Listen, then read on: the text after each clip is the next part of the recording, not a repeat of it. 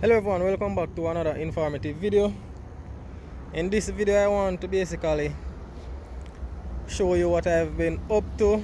I'm basically making a little hydroponic system, and I've been busy at work because there are different aspects of building a hydroponic system. So I'm just basically showing you where I'm at now. um, and it's basically an outdoor hydroponic system, right, as you can see. So I've made the tank. I've made this tank. I am going to put up some pictures. All I need to do now is test if it's leaking, because I made this tank with styrofoam sheet lining inside, along with plastic, greenhouse UV plastic, 6 mil plastic, to make this little tank in this excavation.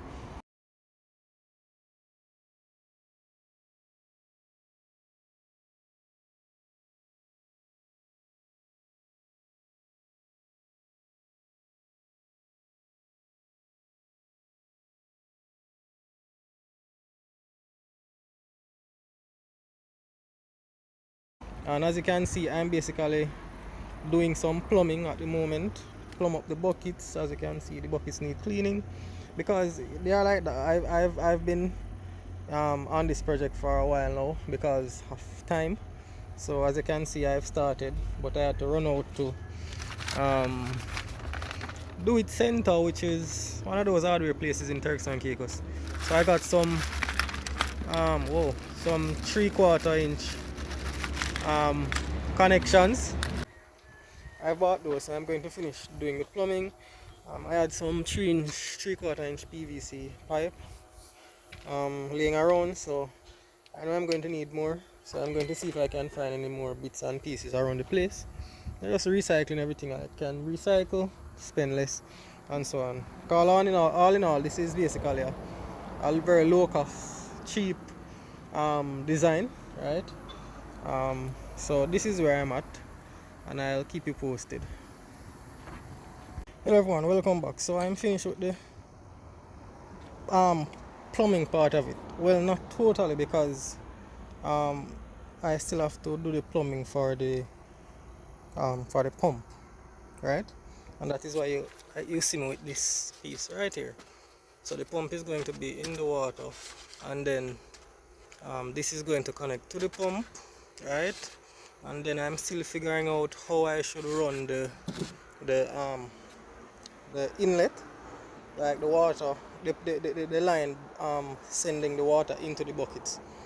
So I'm thinking that maybe I'm going to use a PVC pipe, maybe a um,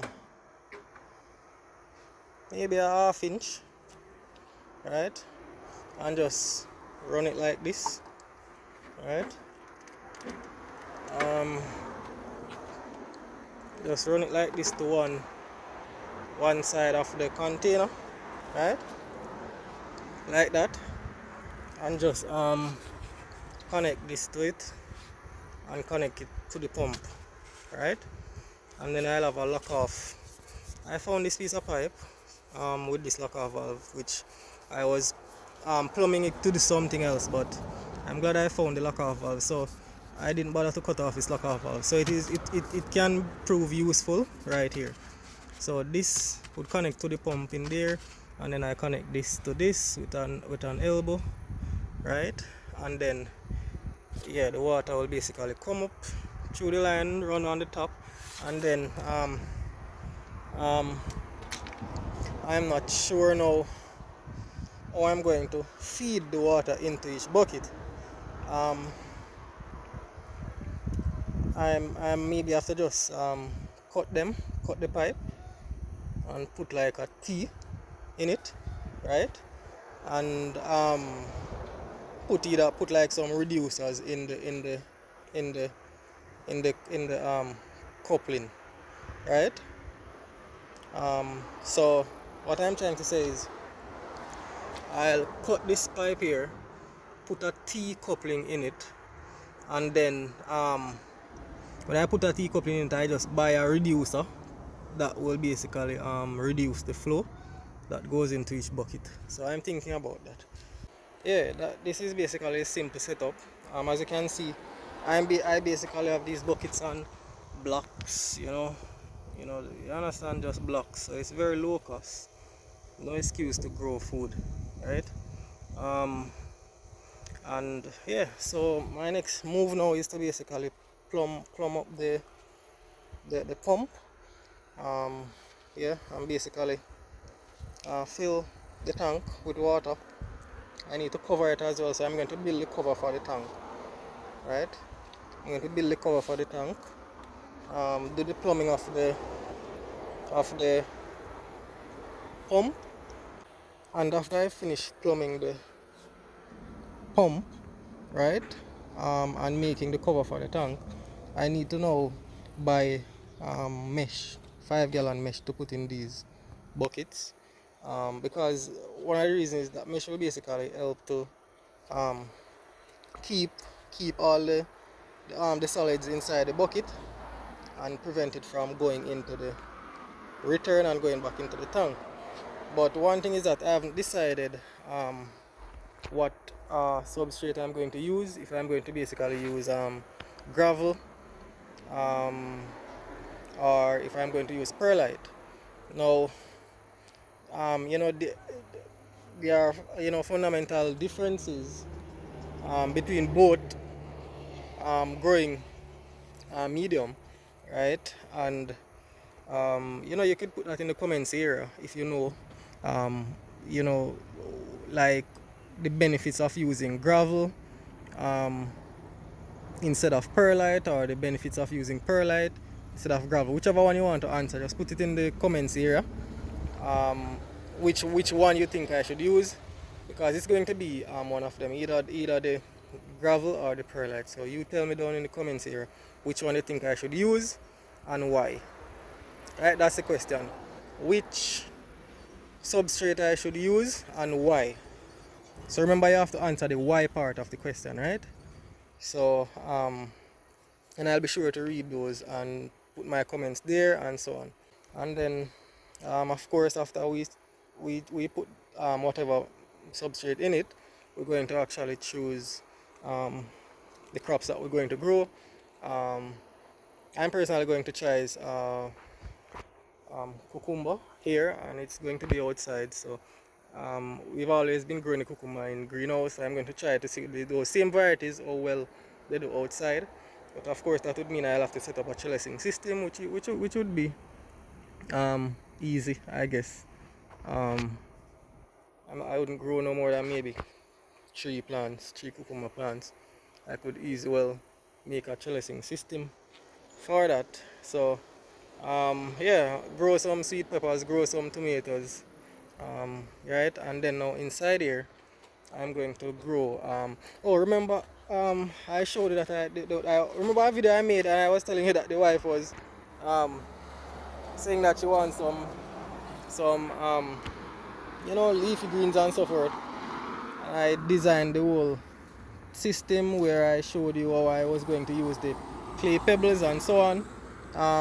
I didn't move forward with that system with that container, because the container was basically transparent, and it's something that I miss, right? Because you can't use clear or transparent container to do deep water culture, because you'll get algae development, and algae photosynthesize. So when they photosynthesize, they have this green color. So that was the problem, and I knew it, but I didn't remember. You understand? I didn't remember. So I basically just took back those containers, washed them, bring them inside the house, and told the wife to basically use them to store things and so on. So what I'm going to do inside here now is to do lettuce, and other leafy greens, right?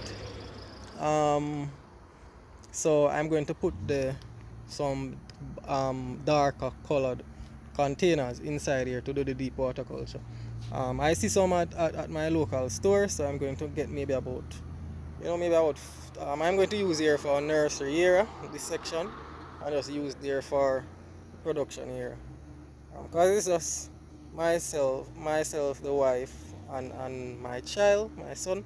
So it's not a lot of us, so we don't really need a lot of things. And of course I give my neighbors some produce as well occasionally.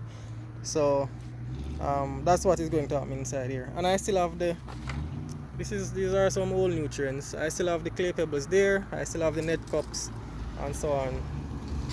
I think this is some acid, and this is something I made. This is basically that was basically to store the water, right? While I put these pots inside it. So what I've done is I went to my nursery and I saw that they had the container without the holes in it. So these two, as you can see, it's storing the water. So these two basically, they basically don't have any holes. So what I'll do is these that have holes, right? These, instead of me using the plastic, which is basically low cost. Once you have the plastic, low cost way of making a reservoir. I don't have to use the plastic. I'll just put this into this, right? And I basically have two of them here that doesn't have any holes. So I'm pretty much set. I just want to set up outside here and stuff. So that's basically it, right? That's it for this update, right? This is what I've been doing. It's really a lot of work to make the tank and so on, right? I had to measure the excavation and all of that. I had to get, and all of the board I've used is basically reused, recycled board and so on. And thank God I have the reinforcement of the wall here, that wall on the side there, and so on. So as I said, I'm going to clean it, right? I'm going to clean it, and then, you know, get rid of the dirty water and so on. So and of course I'll have to test it to see if it's leaking. So that's it. And then now, as you can see, how the pipe is set, like you may be asking why I didn't bring that part of the pipe out that way so it would line up, right, going that way.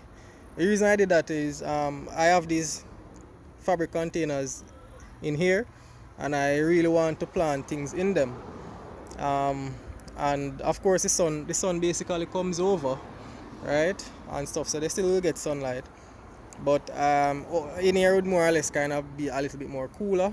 I have the buckets here. I'm not blocking too much light and so on because the sun will come over and it'll get a couple hours, right? So I could still use it to grow some stuff. So I didn't want to use the pipe to block that here, right? So this is a 10 bucket system, and if I want, I can basically extend it out some more, right?